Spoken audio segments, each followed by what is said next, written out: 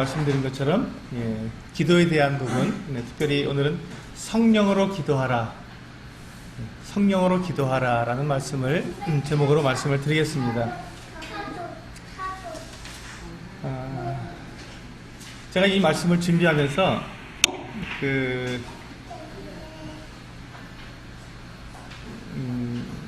왜 주님은 성령으로 기도하라고 말씀하셨을까? 왜 우리에게 성령으로 기도하라라고 말씀하셨을까? 라는 생각을 하면서 우리는 때때로 이 성령으로 기도하라 라는 말을 들을 때 마치 이제 그 성령을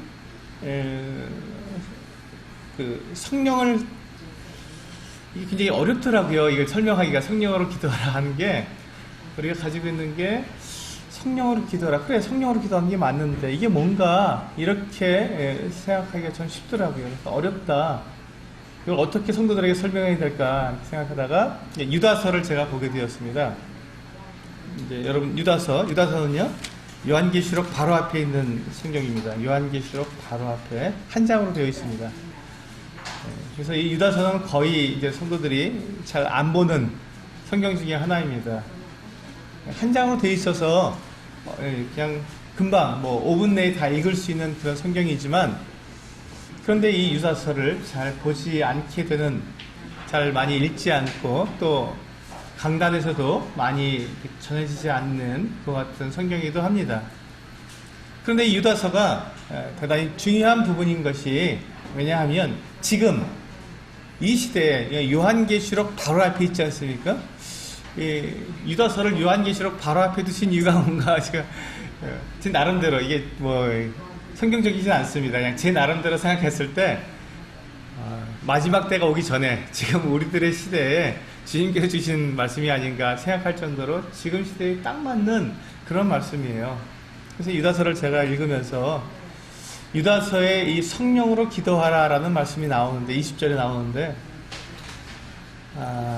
내가 이 유다서 말씀을 이렇게 읽으면서 성령으로 기도하는 것, 성령으로 기도하는 것이 얼마나 우리에게 중요한가 하는 것을 다시 한번 이렇게 생각하면서 우리 성도들에게 얼른 이 말씀을 좀 드려야겠다 라는 생각을 가지게 되었습니다. 우리 유다서 1장, 유다서는 한 장으로 되어 있으니까 1장이죠, 무조건. 유다서 우리 20절부터 25절까지 주보 있는 말씀을 보시고 우리 본문을 한번 읽어보도록 하겠습니다. 유다서 20절부터 25절까지 같이 읽겠습니다.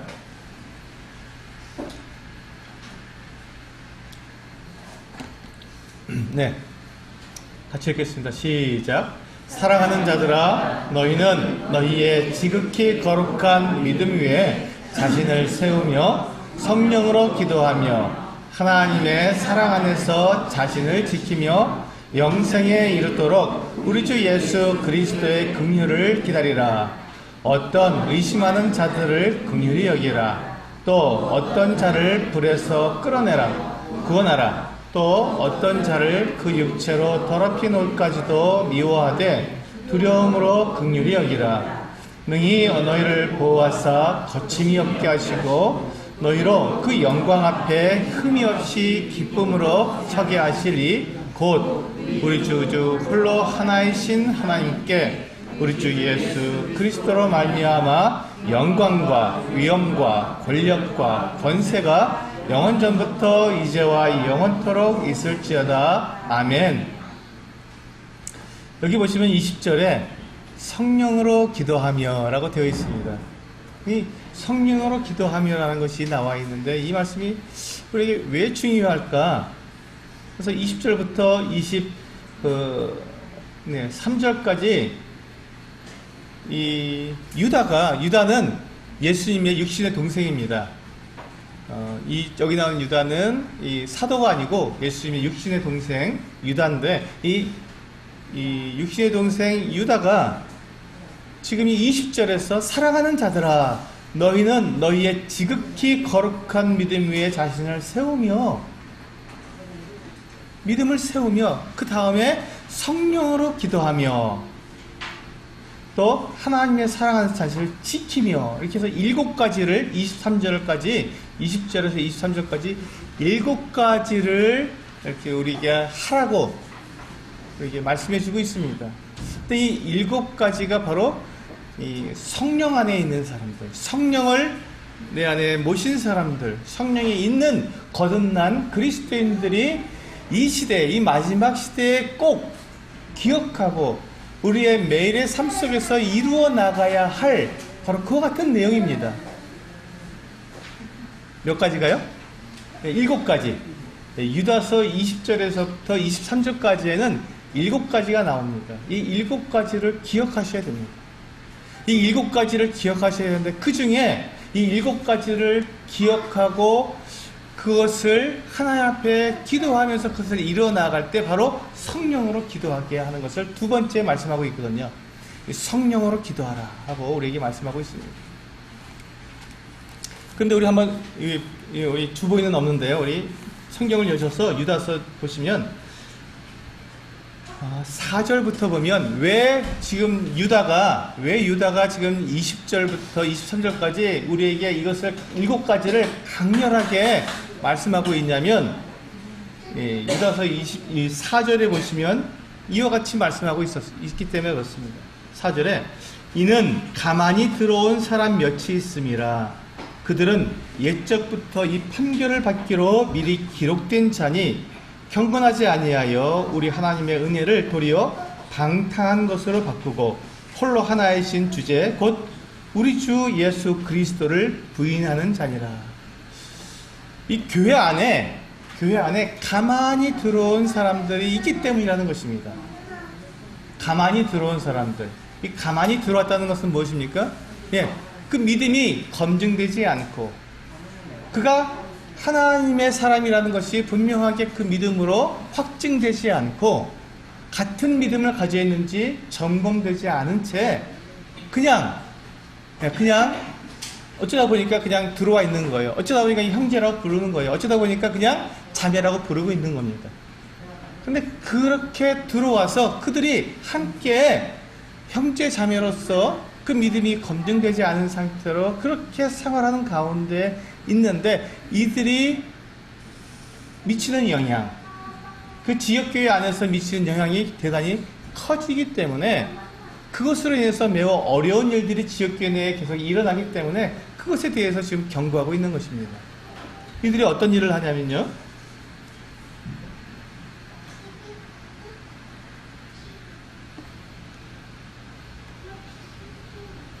이 11절에 보시면 이들이 어떤 사람들인지 11절부터 나와 있습니다. 화 있을진저, 이 사람들이요, 이 가만히 들어온 사람들 말하는 것입니다. 교회 안에 믿음으로 검증되지 않고 분명히 하나님 앞에서 그들의 신앙이 검증되지 않은 채 들어온 이 사람들은 화 있을진저, 이 사람들이요 가인의 길에 행하였으며. 가인의 길이 어떤 길입니까? 참 하나님을 참된 예배를 드린 것이 아니라 자기가 만들어낸 예배, 자기가 구하는 예배를 가지고 하나님께 드리는 사람들, 하나님과 전혀 관계가 없는 사람입니다. 그리고 삭슬 위하여 발람의 어그러진 길로 몰려가는 사람입니다. 이 사람은, 발람은 어떤 사람이었습니까? 이스라엘을 저주하기 위해서 여호와의 선지자였음에도 불구하고 그가 돈 때문에 삭슬 위해서 이 하나님의 백성인 이스라엘을 저주하려고 이 모압 그 발락 왕에게 그가 매수돼서 그 산에 올라가서 이 저주하기 위해서 그렇게 그가 이스라엘을 바라본 선지자였습니다. 근데 그가 저주하지 못했죠. 3번씩이나 그가 저주를 못했는데, 왜냐하면 하나님께서 막으시고 오히려 이 이스라엘에 대한 축복을 하게 만드셨습니다. 하나님께서. 그가 그것을 경험했어요. 그럼에도 불구하고 이 발람이 어떻게 했습니까? 나중에 내려가서, 산에 내려가서 이 발락에게, 모압 왕 발락에게 술을 가르쳐 줬습니다. 음행하게 만들었어요. 그 이스라엘 백성들로 하여금 음행하게 만들어서 하나님 앞에 죄를 짓고 그들이 하나님의 저주를 받을 수밖에 없도록 그렇게 꾀를 내서 이 이스라엘을 저주하게 만든 그와 같은 사람이었습니다. 그러니 지금 이 발람이 어떠한 모습이었는지 여러분 아시겠죠? 그가 여호와의 이름을 가지고 있었던 선지자였지만 그는 오히려 하나님의 백성들을 무너지게 만든, 무엇 때문에? 예, 돈 때문에, 삭슬 위해서, 불의의 삭슬 위해서 그렇게 자기의 하나님을 버리고 하나님의 뜻을 저버린 사람이었던 것입니다. 이게 가만히 들어온 사람의 모습입니다. 세 번째, 그는 고라의 패역을 따라 멸망을 받은 사람입니다. 고라의 패역이 어떤 것입니까? 예, 이 모세와 아론을 향해서 그들이 반역을 일으킨 사람입니다. 하나님께서 세우신 일꾼들을 향해서 반대하고, 나도 똑같은 형제 아니냐, 나도 똑같이 하나님 앞에 하나님의 백성으로 살아가고 있느냐, 근데 왜 너희만 그렇게 하나님의 일꾼이라 그러고 하나님의 사람이라 그러고 우리 위에 군림하려고 하느냐 하고 그들이 반대하고 반역하고 싸우고, 이제 그와 같은 사람들이었습니다. 그런데 하나님께서 그들에게 어떻게 하셨습니까? 아론의 쌍난 지팡이를 보여주시고 그들을 이 땅을 갈라서 완전히 풀에 하나님께서 삼켜버리신 이 두렵고 무서운 그 같은 결과를 보여준 그 같은 사람들이었습니다. 그들이 멸망의 길로 들어가게 되었습니다. 지역교회 내, 교회 내에 이와 같이 가인의 길, 예배를 드리는데 참된 예배를 드리는 것이 아니라 내가 고안해낸 예배, 난 이렇게 드릴래.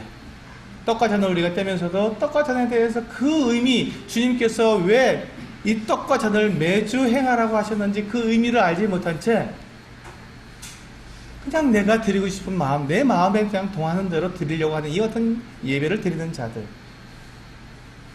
주님과 상관없이 주님께서 우리에게 부탁하신 그 예배가 아니라 내가 고안해낸 예배, 그리고 지역교회 내에서도 이 삭슬 위해서, 불의의 삭슬 위해서 그렇게 움직이는 그 같은 사람들, 그리고 마지막으로 이 하나님께서 세우신 일꾼들에 대해서 대항하고 반역하고 싸우는 그와 같은 사람들의 모습들이 바로 이 가만히 들어온 사람들의 모습이라는 것입니다. 이와 같은 사람들의 모습, 이와 같은 사람들이 12절에 보니까요, 있는데 그들이 12절에 보니까 그들은 기탄 없이 너희와 함께 먹으니, 예, 떡과 잔을 함께 막 아무 거리낌 없이, 왜 가만히 들어왔는데도 그들의 양심이 화이 맞았기 때문에 자기를 돌아보지 않고 그냥 떡과 잔을, 예, 아무런 가책 없이 기탄 없이 떡과 잔을 먹으며, 또한 너희의 애찬의 암초다. 애찬이 무엇입니까? 이 만찬을 통해서 하나가 된 성도들이 함께 사랑을 나누는 식사입니다. 그래서 아가페라고 말하죠. 애찬이라는 말이 뭐냐면, 우리 점심 식사를 같이 나누지 않습니까? 그것을 우리는 애찬이라고 말합니다. 애찬, 사랑의 애자를 붙여서 사랑의 식사다, 애찬이라고 하는데, 이 애찬이라는 말은 이 헬라어로 신약성경에서는 뭐라고 되어 있냐면 아가페라고 되어 있습니다. 아가페가 무엇입니까?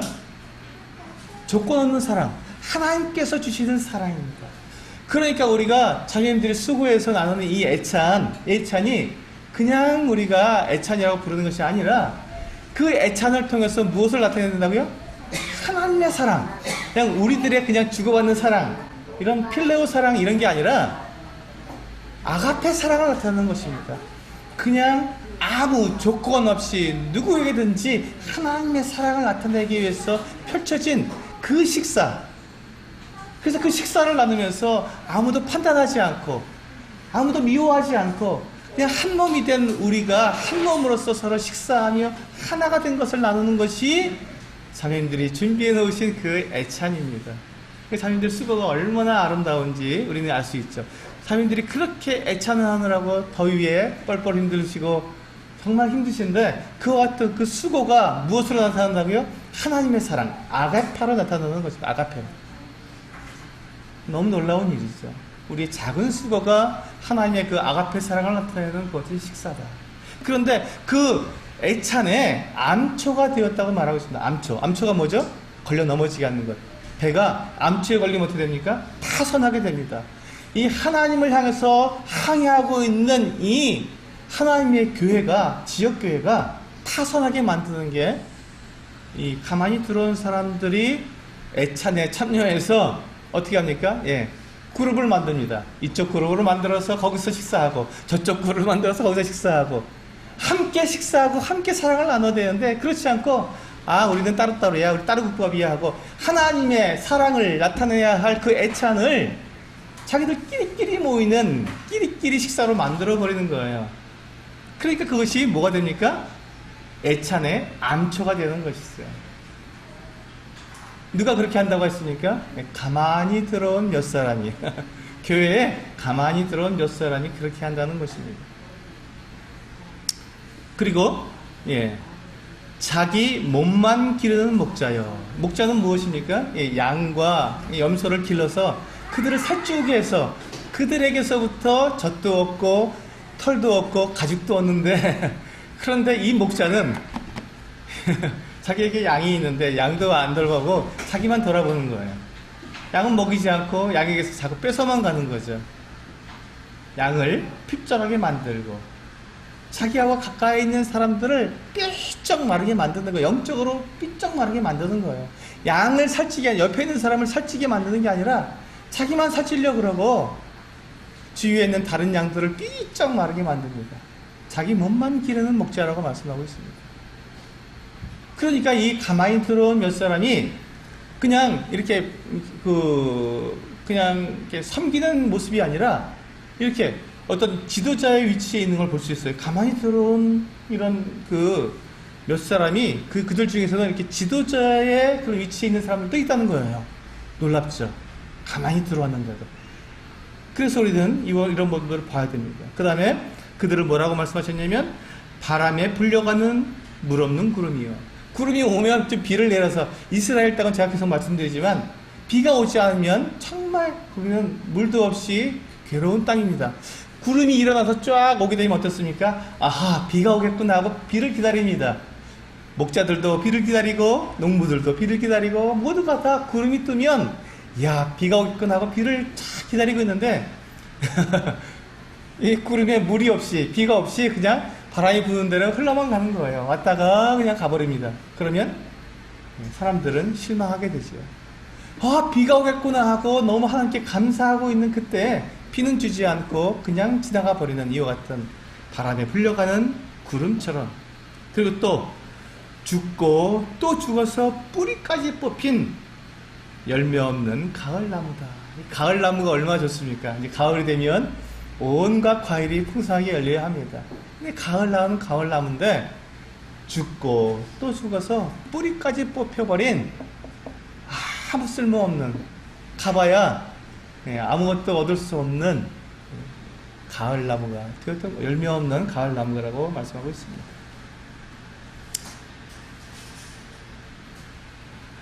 근데 이 사람들이 어떤 모습을 교회 안에서 어떤 일들을 하는지요? 한번 보겠습니다. 이 사람들은요, 16절을 보세요. 16절을 보시면 이 사람들이 어떤 특징을 갖고 있는 게 보세요. 이게 굉장히 중요합니다. 이 사람들은 원망하는 자며, 이 사람들의 특징에 제일 먼저 나온 게 뭐라고요? 원망하는 겁니다. 원망하는 사람. 우리 구약성경 출애굽기, 레위기, 민수기, 신명기를 보시면 계속 원망하는 사람들이 있습니다. 이스라엘 백성들과 함께 다니면서 계속 원망하는 사람들이 있는데 그게 누구냐면요, 그들은 이스라엘 족속이 아니라 이스라엘 사람들과 함께 나온 섞인 무리, 다른 말로 하면 잡족이라고 말합니다. 섞인 무리. 그러니까 지금 가만히 들어온 이 사람들과 똑같습니다. 이스라엘 사람들이 아니라 이집트에서 나올 때, 애굽에서 나올 때 그냥 섞여서 같이 나왔어요. 좋으니까 거기 가면 뭐 좋은 거 있나 보다 하고 따라 나왔는데 그들은 참 이스라엘 사람들이 아니었고 섞인 무리였으며, 그래서 그것을 잡족이라고 이렇게 표현이 되어 있습니다. 참 이스라엘 사람들이 아니었습니다. 그들이 원망하고 그 다음에 뭐라고요? 불만하고, 그렇죠? 16절에 보니까 이 사람들은 원망하는 자며 불만을 토하는 자며, 그 다음에 세 번째가 뭐죠? 그 정욕대로 행하는 자, 욕심대로 하는 사람입니다. 성경은 계속해서 우리들에게 뭘 말씀하고 있냐면 욕심에 대해서 그렇게 말씀하고 있습니다. 욕심에 대해서. 우리 가운데 욕심 없는 사람 없습니다. 저도 욕심이 있습니다. 그러나 그 욕심이 정욕이라면 문제가 됩니다. 그 욕심이 하나님을 향하고 하나님을 섬기고자 하는 욕심이라면 참 좋겠는데, 그것이 나를 위하고 내 쾌락을 위하고 내 입을 위하고 내 몸을 위하는 그 같은 정욕이라면 그것은 문제가 됩니다. 하나님은 우리를 정욕을 위해서 살도록 우리를 구원하신 것이 아니라 하나님의 영광을 위해서 살도록 우리를 부르셨습니다. 그런데 우리는 내 정욕을 위해서, 내 욕심을 위해서 내 몸만 기르는 목자처럼 이렇게 나를 위해서만 살려고, 내 육체를 위해서 살려고 한다면 그들은 문제가 있는 것이죠. 그리고 16절 원망, 불만, 그 다음에 정욕, 네 번째가 있습니다. 네 번째는 그 입으로 자랑하는 자가 있습니다. 자랑. 자랑은 옆에 사람이 해줘야 됩니다. 내가 나를 자랑하는 게 아니라 옆에 있는 분이 나를 보고 나를 자랑해주면 참 좋은 거예요. 그러니까 우리는 성도들은 서로를 자랑해줘야 됩니다. 서로를. 다른 성도들은 서로 자랑해야지, 반대로 서로 나를 자랑하려고 성도들 사이에서 나 좀 알아줘, 나 좀 봐줘 하고 자꾸 나를 이렇게 말하게 되면 그게 문제가 있는 거예요. 이 사람들의 특징입니다. 가만히 들어온 사람들, 이 사람들의 특징이 나를 자랑하는 거예요. 주님을 자랑하면 참 좋겠는데, 아니 주님을 자랑 못해도 내 옆에 있는 형제들을 자랑하고 자매들을 자랑해주고 이렇게 자랑해주면 참 좋겠는데, 나를 자랑하는 것은 문제가 있다는 것이죠. 그 다음에 다섯 번째, 마지막으로 그 사람들의 특징은 이익을 위하여 아첨한다 되어 있습니다. 여러분, 이런 사람들의 한번 모습을 한번 다섯 가지 모습으로 그려보세요. 원망하고 불만하고 정욕대로 행하고 자랑하고 그리고 아첨하는 사람의 모습, 그려지죠? 그런 모습.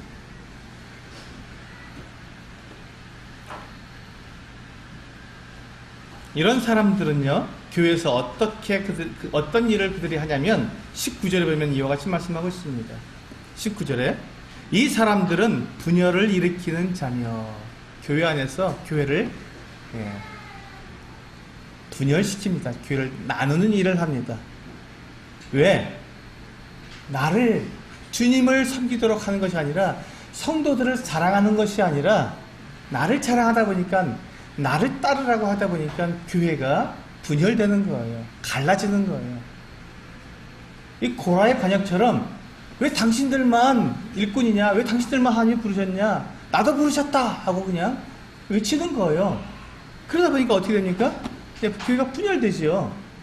나를 따르라니까. 그런 사람들끼리 막 사람들을 유혹해서 이끌어가니까 교회가 분열될 수밖에 없지요. 이게 가만히 들어오는 사람들이 하는 일입니다. 그래서 그들은 육에 속한 자라고 말씀하고 있습니다. 분명하게 육에 속한 자다. 그들은 하나님께 속한 자가 아닙니다. 영에 속한 자가 아니에요. 그들은 육에 속한 자입니다. 왜? 자기 육만 기르고 몸만 기르고 있습니다. 그래서 그 다음에 마지막으로 19절 맨 마지막에 나오는 것이 뭡니까?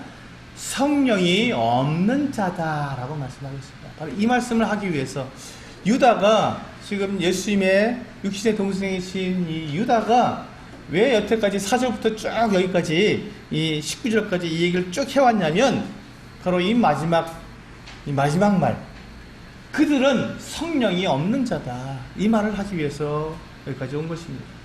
이 모습들을 봐라. 이런 모습들을 가지고 있는 이와 같은 사람들이 교회 안에 있을 텐데, 그들은 성령이 없다. 여러분, 성령이 없으면 성령으로 기도할 수 있겠습니까? 성령이 없는 사람이 성령으로 기도할 수 있겠습니까? 결코 그렇지 않습니다.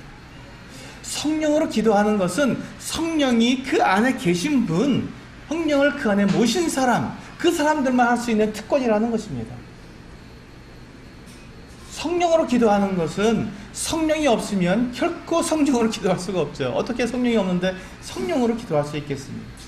지금 이렇게 그들이 자기의 몸을 위해서, 자기의 자랑을 위해서, 그리고 자기의 삭슬을 위해서 그렇게 일을 하는데, 그들이 어떻게 성령으로 기도할 수 있겠습니까? 성령으로 기도한다는 것은 무엇입니까? 하나님의 뜻, 하나님의 계획을 알고 하나님의 뜻을 위해서, 하나님의 계획을 위해서 기도한다는 것입니다. 우리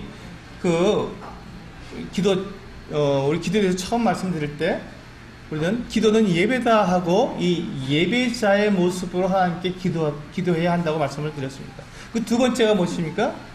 나라가 임하도록 기도했습니다. 기다리라. 하나님의 때를 기다려라. 하나님의 통치와 하나님의 다스리심을 우리는 기다리는 그와 같은 사람들이다라고 제가 말씀드렸습니다. 기도는 그래서 그 기다리는 가운데 우리가 기도하는 것이다라고 말씀드렸습니다. 그리고 뜻이 하늘에서 이루어진 것처럼 땅에서도 이루어지도록 하나님의 뜻대로 기도하는 사람들입니다. 그래서 우리는 성령으로 기도한다는 것은 바로 그것입니다. 하나님을 예배죠. 하나님의 창조주로서 나의 삶의 예배를 받으실 그 전능하신 분으로, 거룩하신 분으로 그 앞에 내가 나아가서 그분께서 나를 다스려 주도록 기다리는 가운데에서 그분에게 주님의 뜻이 이루어지도록, 주님의 계획이 이루어지도록 주님 앞에 기도하는 그것이 바로 우리의 참된 기도인데, 그것을 성령께서 우리 안에서 행하신다는 것입니다. 우리 로마서 8장을 한번 열어보시면 좋겠습니다. 로마서 8장 26절과 27절입니다. 로마서 8장 26절과 27절입니다.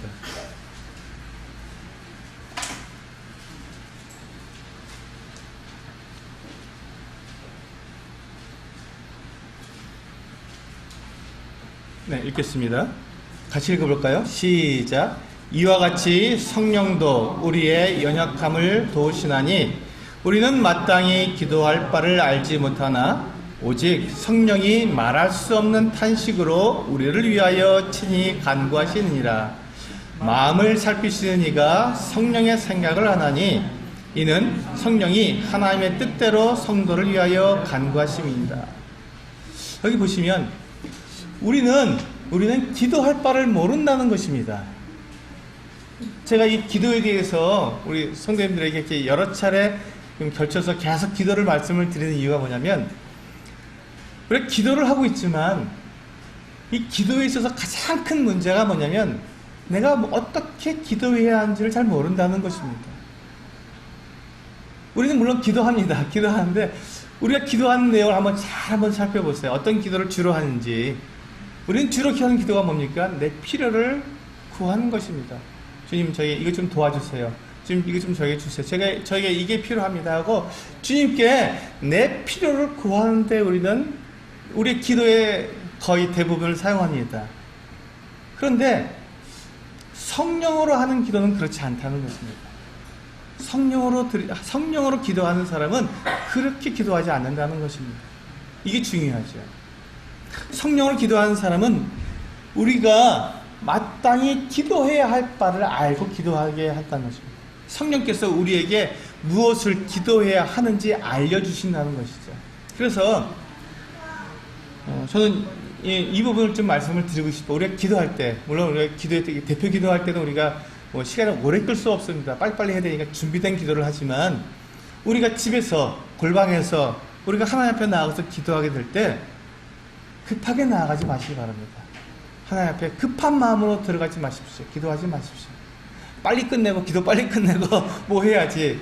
자매님들 식사 준비하는데 뭐 해야지. 또 우리 애들 뭐 해줘야지 하고 급하게 기도하고 급하게 나와서 다른 일을 하려고 급한 마음으로 기도하는 것은 그것보다는 좀 시간을 두시고 하나님께 나아가서 기도하시길 바랍니다. 그래서 내가 무엇을 기도할지 참 우리는 잘 모릅니다. 저도 이제 기도할 때 엎드려서 아버지 하고 부릅니다. 아버지를 불러요. 제가 아버지께 기도하는 거니까. 그런데 그 다음에 내가 어떤 기도를 드려야 할지, 물론 제가 생각을 하죠. 성도들을 위해서 기도해야 되고, 또 제가 하고 있는 사역에 여러 가지 다른 사역을 위해서 기도해야 되고, 나라를 위해서 기도해야 되고, 또 모임에 성도들 중에서 아픈 분들, 어려움이 있는 분들을 위해서 기도해야 됩니다. 그 내용은 내가 알고 있지만, 그것을 제가 틀림없이 하나님께 구하겠지만, 그것보다 내가 하나님을 만나서 하나님께 내가 드려야 할 기도가 그것 말고 하나님께 정말 향기로운 향으로 하나님께서 받으시기에 기뻐하시는 그 같은 아름다운 기도, 향기로운 향연으로 하나님께 드려져야 되는데, 정말 하나님께서 내가 그 아픈 성도들, 어려운 경우 성도들을 위해서 기도하는 것도 기쁘게 받으시겠지만 그것보다 더 기쁘게 받으시는 것이 있을 것이라는 것입니다. 근데 나는 그걸 잘 몰라요. 왜? 하나님의 뜻과 하나님의 계획을 나는 잘 모르기 때문에. 그래서 내가 하나님께 저는 기도할 때 아버지 하고 부른 다음에 한참을 기다립니다. 왜? 내 마음이 하나님의 마음에 합당할 수 있도록 준비되기 위해서. 그래서 성령께서 내 마음을 감동하셔서 마땅히 기도할 것을 나에게 알려주시도록 기다리는 것이죠. 성령께서 내 마음을 감동해서 마땅히 기도할 것. 하나님께서 정말로 내 입술을 통해서 듣기 원하시는 그 기도를 드리기 위해서 저도 잠깐 중지합니다. 바로 나아가지 않습니다. 바로 나아가면 내가 그냥 내 머릿속에 가득 들어있는 이 교회를 위한 것과 성도들을 위한 것과 뭐 이런 것들을 그냥 막 쏟아내고 딱 끝나버리니까, 그럼 이거 뭐 청구서 내미는 거잖아요. 하나님께, 하나님 이거 필요하니까 좀 청구니까 좀 주세요. 이거밖에 안 돼요. 기도를 통해서 하나님과 교제를 해야 되는데, 하나님의 뜻에 대해서 내가 교제를 해야 되는데 그냥 청구서만 내밀게 되니까 기다린다는 것이죠. 그렇게 해서 기다리면 주님께서 우리에게, 성령께서 나에게 기도할 바를 알게 해주신다는 것입니다. 우리 고린도전서 2장 말씀을 한번 보시겠습니다. 고린도전서 2장, 고린도전서 2장 10절, 14절, 10절에서 14절입니다. 고린도전서 2장 10절에서 14절 말씀입니다.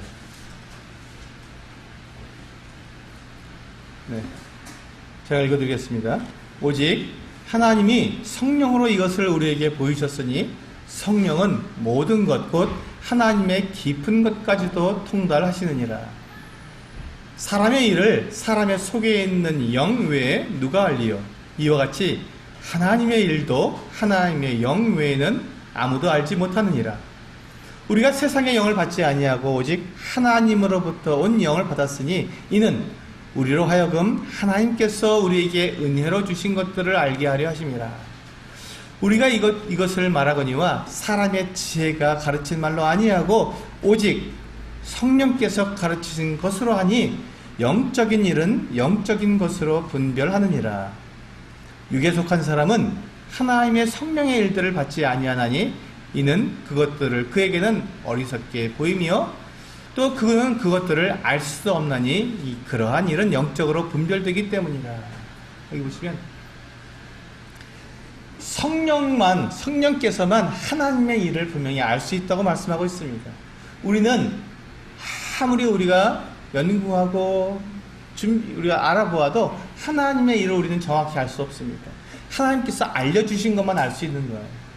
그렇기 때문에 우리가 성령께서 하나님의 영이신 이 성령께서 하나님의 일, 하나님의 계획, 하나님의 뜻을 가지고 계신데 그것을 우리가 기도할 때 성령께서 우리 안에서 그것을 나로 하여금 깨닫고 그것을 고백하도록, 이 고백이 바로 기도죠. 하나님께서 이와 같은 뜻을 가지고 계시는데 이 뜻이 이루어지기를 원합니다. 하나님께서 가지고 계신 이 계획이 오늘 이 하루 동안에 제 안에서 또 저를 통해서 그렇게 이루어지기를 원합니다 하는 기도를 드릴 수 있게 된다는 것이죠. 그런데 그와 같은 준비됨 없이 성령께서 나를 인도하시는 그 인도하심에 내가 들어가지 않고 막바로 기도하자마자 하나님 이것도 주시고 저것도 주시고 이렇게 기도하게 되면 그것이 나쁜 건 아니지만 그 기도가 성령으로 드리는 기도는 아닐 수도 있다는 것입니다. 그래서 우리가 늘 기도하는데 우리의 필요를 위해서 기도하기 전에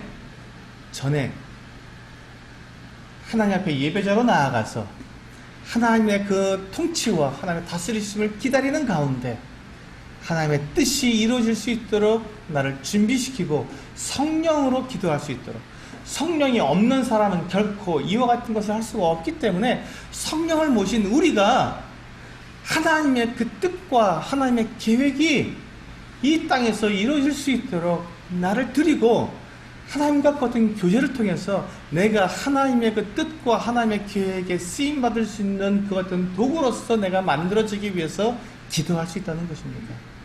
이것이 성령으로 드리는 기도입니다. 이것이 성령으로 드리는 기도입니다. 어떤 분들은 저에게 형제님은 기도 응답을 많이 받으니까 좋겠어요 이렇게 말씀하십니다. 근데 참 두려운 일입니다. 정말 두려운 일입니다. 기도의 응답을 많이 받으면 받을수록 더욱더 두려워집니다. 왜 두렵습니까?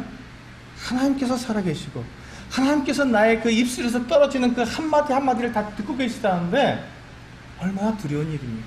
정말 두려운 일입니다.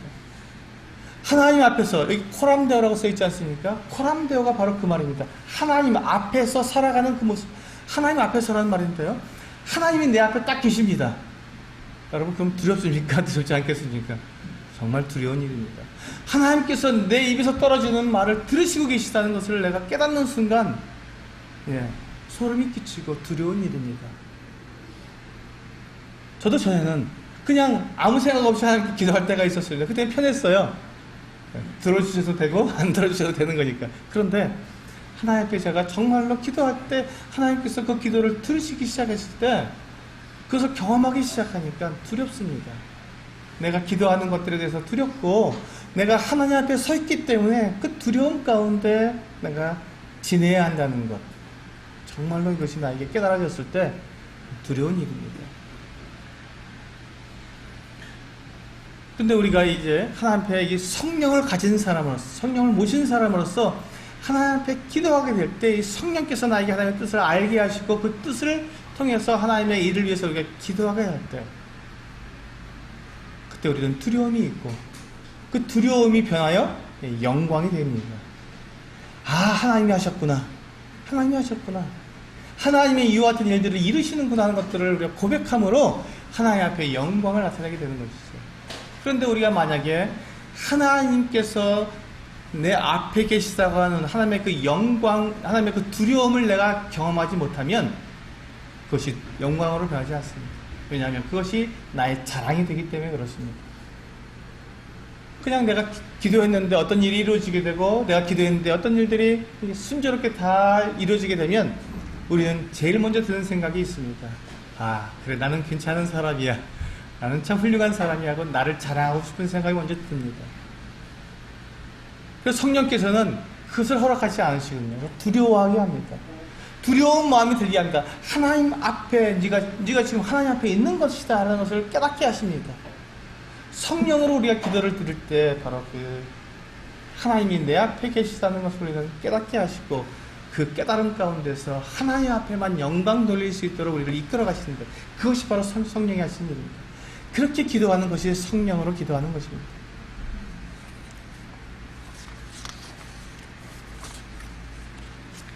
우리 마태복음 6장을 한번 열어서 보시면 좋겠습니다.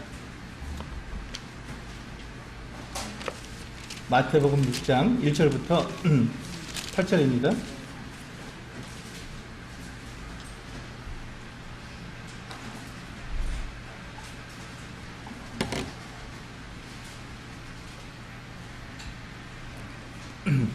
네, 제가 읽어드리겠습니다. 사람에게 보이려고 그들 앞에서 너희 의를 행하지 않도록 주의하라. 그리하지 아니하면 하늘에 계신 너희 아버지께 상을 받지 못하느니라. 그러므로 구제할 때 외식하는 자가 사람에게서 영광을 받으려고 회당과 거리에서 하는 것 같이 너희 앞에 나팔을 불지 말라. 진실로 너희에게 이르노니 그들은 자기 상을 이미 받았느니라.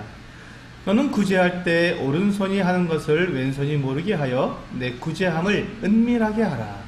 은밀한 중에 보시는 너희 아버지께서 갚으시리라. 또 너희는 기도할 때 외식하는 자와 같이 하지 말라. 그들은 사람에게 보이려고 회당과 큰 거리 어귀에 서서 기도하기를 좋아하느니라. 내가 진실로 너희에게 이르노니 그들은 자기 상을 이미 받았느니라. 너는 기도할 때 내 골방에 들어가 문을 닫고 은밀한 중에 계신 내 아버지께 기도하라. 은밀한 중에 보시는 내 아버지께서 갚으시리라. 또 기도할 때 이방인과 같이 중언부언하지 말라. 그들은 말을 많이 하여야 들으실 줄 생각하느니라. 그러므로 그들을 본받지 말라. 구하기 전에 너희에게 있어야 할 것을 하나님 너희 아버지께서 아시느니라. 이 기도를 보시면 이 주님께서 가르쳐 주신 이 모습을 보시면 참 놀랐습니다. 우리의 생각과는 많이 다릅니다. 우리는 기도할 때 사람들 들으라고 기도할 때가 참 많이 있습니다. 사람들 들으라고 기도할 때가 있어요.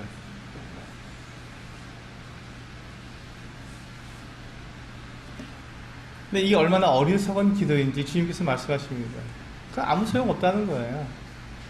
우리가 하나님께 기도를 해야지 사람 들으라고 기도하면 사람에게 기도하는 건 아니겠습니까? 참 어리석다는 것입니다.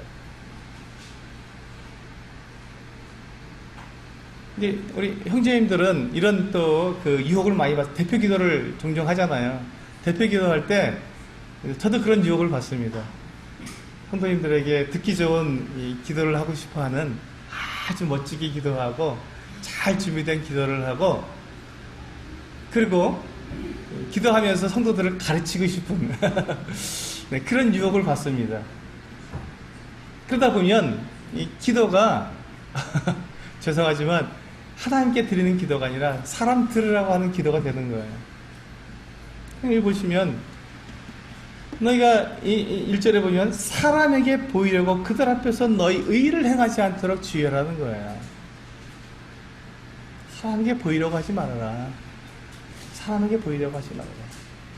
그것은 우리 육체로 행하는 것이고 성령으로 행하는 것이 아니다.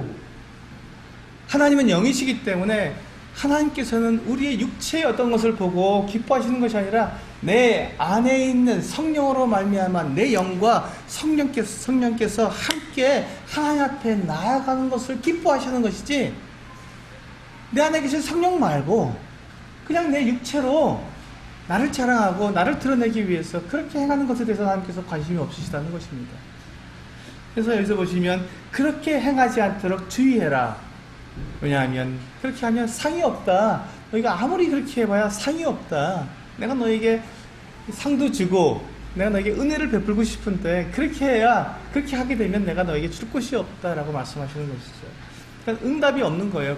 그런 것은 하나님께서 응답하실 수가 없어요. 하나님께 기도하는 게 아니기 때문에 하나님께서 응답하시지 않습니다. 그래서 6절에 보시면, 6장 6절에 보시면 너는 기도할 때 내 골방에 들어가 문을 닫고 은밀한 중에 계신 내 아버지께 기도하라. 그렇습니다. 아무도 없는 그곳에서, 아무도 보지 않는 그곳에서, 아무도 듣지 않는 그곳에서 오직 하나님께만 기도하라는 것입니다. 하나님께만.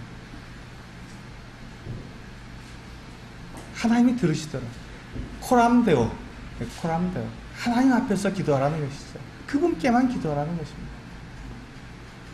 그때 비로소 내 필요, 내 요구, 이것이 아니라 그때 비로소 하나님께서 나를 통해서 이루시고자 하는 것이 무엇인지 우리는 알고 그것을, 그 하나님의 음성을 듣고, 그리고 하나님과 함께 동행하기 위해서 그 골방문을 나오는 그와 같은 참된 예배자여 참된 기도자가 되어서 그 골방문을 나오게 된다는 것입니다. 그렇습니다. 우리는 아무도 없는 그 골방에서 하나님과 함께 단둘이서 진짜 하나님의 음성, 하나님의 그 마음을 서로 나누기 위해서 내 안에서 계신 그 성령께서 하시는 그 인도하심을 따라서 하는 기도가 필요한 것입니다. 그렇게 하면 뭐라고 했냐면요, 이 9절에, 아니 8절이죠. 네, 8절에 보면 그러므로 그들을 본받지 말라. 구하기 전에 너희에게 있어야 할 것을 하나님 너희 아버지께서 아시느니라. 우리가 구하기 전에요, 하나님께서 우리가 필요한 것을 다 아십니다. 근데 왜 기도하게 하셨어요? 이 기도를 통해서 서로 교제하자는 것이죠. 그래서 우리가 기도할 때 성령으로 기도해야 합니다. 이게 무슨 말씀입니까? 내가 성령으로 기도하지 않고 내 육으로 기도하게 되면 어떻게 기도하면요, 하나님께 다 알려드려야 되는 거예요. 하나님 이거 모르시죠? 지금 제사장님은 모르시죠? 제가 얼마나 힘든지 하나님 모르시잖아요. 그러니까 제가 하나하나 낱낱이 말씀드릴 테니까 잘 들으시고요, 저희 어려움을 좀 해결해 주세요 하고 하나님께 그냥 모르시는 그 하나님, 나의 그 어려움을 모르시고, 나의 이 고통을 모르시고, 나의 이 필요를 모르시고, 정말 그렇게 눈 감고 귀 막고 계신 그 하나님처럼, 그 어리석은 우상에게 기도하는 것처럼 그렇게 하나님께 알려드리려고 그렇게 애를 쓰는 내 모습을 보게 된다는 거예요. 그게 아니라는 것이죠. 여러분, 우리가 우리 하나님은요, 살아계신 하나님이세요. 하나님은 우리에게 있는 모든 사정을 모르시는 분이 아니십니다. 다 아십니다. 우리의 머리털까지 세신 바 되셨고요, 우리의 이름으로 우리를 아시는 분이세요. 다 아시는 거예요. 우리의 모든 필요를 다 아십니다. 그래서 대화하자고 교제하시는 거예요. 내가 너에게 지금 이와 같은 고통을 주는 이유가 뭔지 아니? 그걸 알게 하시고 싶은 거예요. 그 고통을 없애달라고 해서 그 고통을 없애주는 게 하나님의 목적이 아니시라면, 나에게 하나님의 그 사랑의 음성을 들려주셔서 내가 그것을 알고 그 고통을 이길 수 있어야 되는데, 내가 그냥 하나님과 그 같은 교제가 없이 내 육신으로, 내 육으로 나아가서 하나님께 육으로 기도하게 되면 그렇게 기도하는 것이죠. 당연하잖아요. 내 육신에 고통이 있으니까, 하나님, 제가 얼마나 힘들고 제가 얼마나 어려운지 아시면서 왜 안 도와주세요? 좀 도와주세요. 그러면서 하나님을 보채고 채근하게 됩니다. 이것은 성령하라는 기도가 아니고요, 그 하나님의 뜻과 하나님의 마음을, 모든 것들을 알고 계시는 그 성령께서 나를 이끄셔서, 나를 인도하셔서 하나님과 교제하게 하시고, 그 가운데에서 하나님께서 왜 나에게 이와 같은 고통과 어려움과 힘든 것들, 이 같은 부족함을 나에게 경험하게 하시는지를 내가 알고, 아, 그렇구나, 내가 기다리면 되는 거였구나, 하나님의 때가 되면 이 모든 것들이 하나님의 그 능력과 하나님의 그 지혜로 내가 알 수 없는 그 아름다운 것들, 내가 지금까지 생각해보지 못했던 그 완벽함으로 이 같은 내 사정이, 내 형편이 그렇게 아름답게 주님 앞에서 펼쳐지겠구나. 그것을 알 때 우리는 하나님께 어떤 기도를 드립니까? 감사의 기도를 드리는 거죠. 하나님, 감사합니다. 감사합니다. 내가 어떤 상황에 있든지, 나에게 어떤 어려움이 있든지 하나님께 감사할 수 있는 것이고, 결코 하나님을 원망하지 않고 불만하지 않고 하나님께 도전하지 않고 하나님을 배반하지 않게 된다는 것입니다. 그런데 내 육신으로 내가 기도하게 된다면, 나의 부족함이 있을 때 하나님을 원망하게 됩니다. 하나님께 불만하게 됩니다. 물이 없다고 불만하고, 떡이 없다고 불만하고 원망하게 된다는 것이죠. 그러면서 그것을 채워주지 않는, 끝까지 나는 요구하는데 채워지지 않는 그 욕심을 하나님 앞에서 원망하게 되고, 결국은 그 욕심 때문에 하나님을 배반하게 되는 것이죠. 가룟 유다가 그 같은 모습을 보이지 않았습니까? 그는 그렇게 자기 욕심을 따라서 주님께 구하다가 결국은 주님을 배반하고 말았습니다. 우리 에베소서에 있는 말씀을 보시겠습니다. 에베소서 6장입니다. 그렇다면 우리가 성령으로 하는 기도는 어떤 내용인지 우리 에베소서에서 한번 살펴보도록 하겠습니다. 그렇게 육신으로 내 요구와 내 욕심과 이것을 따라서 기도하는 것이 아니라면, 그렇다면 성령으로 하는 기도는 성령께서는 우리에게 어떤 기도를 하게 하시느냐, 6장에 나와 있습니다. 에베소서 6장 18절에서 20절입니다. 네, 함께 읽겠습니다. 예, 중요한 내용이니까요. 예. 에베소서 6장 18절에서 20절까지 같이 읽겠습니다. 시작. 모든 기도와 간구를 하되 항상 성령 안에서 기도하고, 이를 위하여 깨어 기도를 항상 힘쓰며 여러 성도를 위하여 구하라. 또 나를 위하여 구할 것은 내게 말씀을 주사 나로 입을 열어 복음의 비밀을 담대히 알리게 하옵소서 할 것이니, 이 일을 위하여 내가 쇠사슬에 매인 사신이 된 것은 나로 이 일에 당연히 할 말을 담대히 하게 하려 하십니다. 여기 보시면 아주 단순한 기도가 나와 있습니다. 단순한 기도가. 어떤 기도입니까? 여기 보시면 모든 기도와 간구를 하라고 말씀하고 있습니다. 모든 기도와 간구를 해라. 이건 우리에게 필요한 것들을 다 구하라는 것입니다. 하나님께 필요한 것들을 구하되 성령 안에서 기도하라는 것입니다. 하나님께서 나에게 주신 이 필요, 하나님께서 나에게 주신 이 상황, 이 형편을 가지고 하나님께 나아가되, 그것 하나님께서 어떠한 뜻을 가지고 그와 같은 것을 행하시는지를 알기를 원하는 마음으로 기도하는 것입니다. 성령은 그걸 알고 계시니까요. 나는 모르지만. 그래서 성령 안에서 그것을 기도합니다. 원망하지 않고 불평하지 않고 하나님의 그 영광을 기다리며 하나님의 그 능력을 바라보며 그것을 하나님께 구하는 것입니다. 마치 그 수로보니게 여인이 자기 딸, 귀신 들린 딸을 위해서 주님께 나와서 기도할 때 자기를 계측을 받았지만 그것을 굴하지 않고 하나님의 그 주님께 매달린 것처럼 우리는 매달릴 수 있습니다. 무엇을 위해서요? 내 개인의 욕심을 위해서 아닙니다. 성령께서 나를 인도해 주시는 그 기도로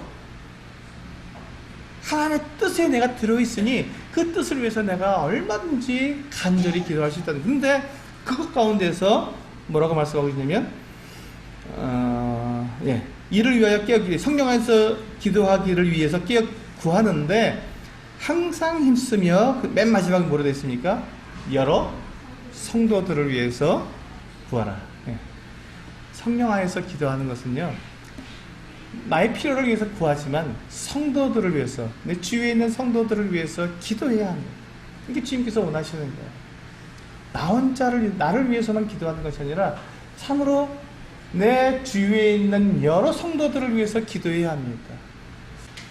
그리고 여기 보시면 이제 19절에 보면 바울이 그렇게 이야기합니다. 나를 위해서 기도해. 바울을 위해서 기도해 달라고. 왜? 바울이 지금 무슨 일을 하고 있습니까? 전도하는 일을 하고 있는데 그것이 하나님의 뜻, 예수 그리스도의 뜻을 자기가 지금 알고 그 뜻에 순종해서 나아가는데 방해가 너무 많은 거예요. 어려움이 너무 많은 거예요. 그래서 그것을 위해서 기도해 달라고 지금 바울은 이야기하고 있습니다. 부탁하고 있는 것이죠. 그렇습니다. 우리가 분명히 알 수 있는 하나님의 뜻이 있습니다. 그렇죠? 하나님께서 우리에게 알려주신 하나님의 뜻이 있습니다. 전도하는 것, 또 성도들을 서로 사랑하는 것, 이것은 분명한 것입니다. 이것은 우리가 얼마든지 하나님께 기도할 수 있습니다. 분명하게 우리는 기도해야 하는 내용입니다. 그리고 우리가 알지 못하는 특별한 상황 속에 있을 때 그것에 대한 하나님의 뜻도 구하면서 우리가 기도하는 것입니다. 이것이 성령 안에서 하는 기도인데요. 우리 다시 본문으로 돌아가셔서 오늘의 그 유다서 말씀으로 돌아가셔서 유다가 맨 마지막에 그 24절과 25절에서 지금 마지막 세대에 살고 있는 우리들에게 지금 교회 안에 그와 같은 성령이 없는 사람들, 가만히 들어온 몇 사람들, 그렇게 하나님을 이렇게 원망하고 저주하는 이와 같은 외식하는 사람들로 인해서 교회가 어렵고 복잡하고 분열되고 있는 이 상황 속에서 그 성령을 가지고 있고 성령으로 기도하는 이 사람들을 위해서 기도하는 기도가 바로 24절과 25절입니다. 같이 한번 읽어보시겠습니다. 24절과 유다서 24절 25절 같이 읽고 마치도록 하겠습니다. 시작. 능히 너희를 보호하사 거침이 없게 하시고 너희로 그 영광 앞에 흠이 없이 기쁨으로 서게 하실 이 곧 우리 구주 홀로 하나이신 하나님께 우리 주 예수 그리스도로 말미암아 영광과 위엄과 권력과 권세가 영원전부터 이제와 영원토록 있을지어다. 아멘. 여기 보시면 딱 한 가지를 기도하고 있습니다. 사실 유다는 성도들을 위해서 단 한 가지를 기도하고 있습니다. 24절에 보시면 능히 너희를 보호하사 거침이 없게 해달라고 그렇게 기도하고 있습니다. 이게 유다가 우리 성도들, 이 마지막 때 우리들을 위해서 기도하고 있는 내용입니다. 그래서 우리는 성도들을 위해서 이렇게 기도해 주시기 바랍니다.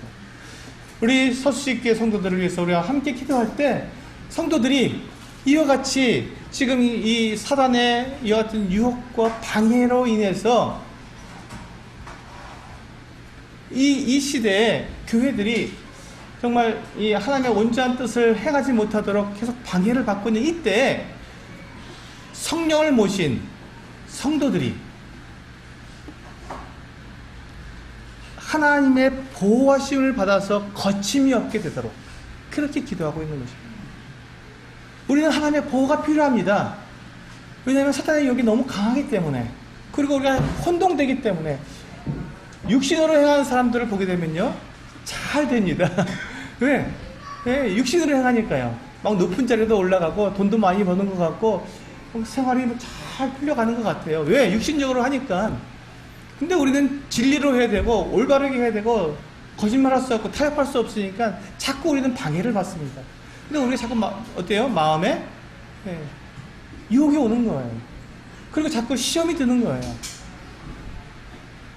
바로 그때 주님, 이 유다는 그와 같은 상황에 있는 이 성도들을 주님께서 보호해 주셔서 그 어려움과 그 환경 가운데서 보호해 주셔서 거침이 없게 걸려 넘어지지 않도록 보호해 달라고 기도하는 것입니다.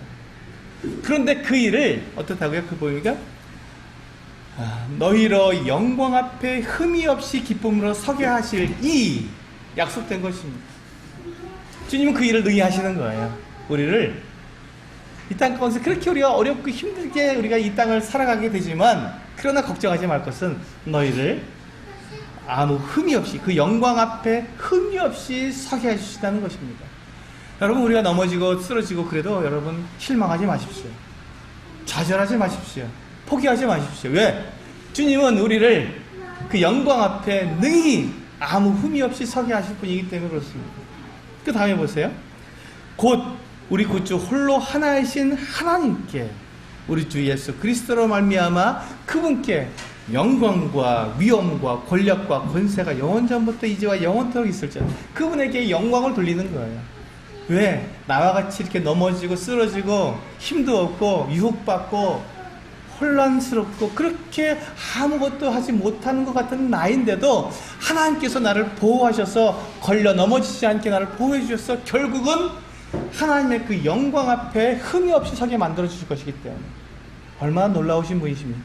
그래서 그분을 찬양하고 그래서 그분께 영광과 권세와 권위와 찬양을 드리는 것입니다. 이게 우리의 모습이에요.